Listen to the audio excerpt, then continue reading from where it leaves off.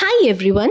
হ্যাঁ জানি, ভাজা আর মিষ্টি একসঙ্গে মোটেই হেলদি কম্বিনেশন নয়, কিন্তু কখনো কখনো আনহেলদি জিনিসও তো খেতে ভালো লাগে না। তাই জন্য একটা নতুন স্বাদের মিষ্টি বানাতে আমরা আজকে নিয়ে নিয়েছি পাউরুটি আর গুঁড়ো দুধের স্লারি।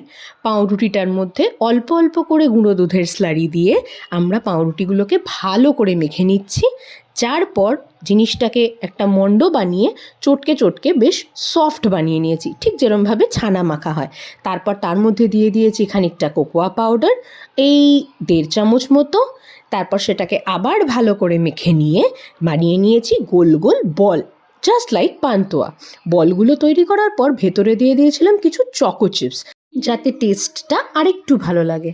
তারপর বলগুলোকে বানিয়ে সাইডে রেখে বানিয়ে নিয়েছিলাম চিনির সিরাপ, যাতে 1 কাপ চিনি আর হাফ কাপ মতন দিয়েছিলাম জল, আর শেষে একটু থেঁতো করে নেওয়া লবঙ্গ আর এলাচ। তখনই চিনি মেল্ট হয়ে গেলে সিরাপ রেডি।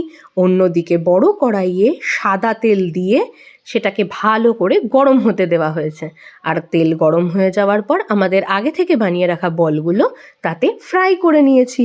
ফ্রাই করার সময় যখনই রঙটা বদলে গেছে, তখন সেগুলোকে তুলে নিয়ে দিয়ে দিয়েছিলাম চিনির শিরার মধ্যে। তারপর যেই ওগুলো শিরার মধ্যে ডুবে গেল আর একটু ফুলে ফুলে উঠলো, তৈরি হয়ে গেল আমাদের নতুন ধাঁচের একটা মিষ্টি। আচ্ছা, এটার নাম কি দেওয়া যায়? চকলেট পান্তুয়া? কমেন্টে জানিও তো।